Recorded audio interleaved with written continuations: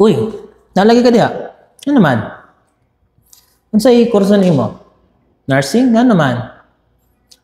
Hikapoy ka. Ang anong hikapoy man?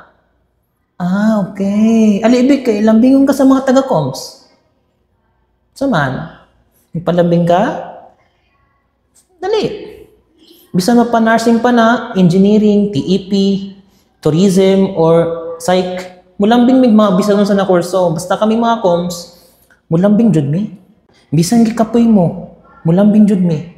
Kay ana ba yung mga communication student? Communication, di ba? So, mora to. So, bye-bye.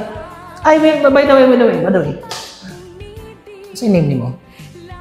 Ah, sige. I-add na lang ko, tapos i-chat ikaw niya. Ha? Bye-bye. Amping ka. Oh. Ikaw na.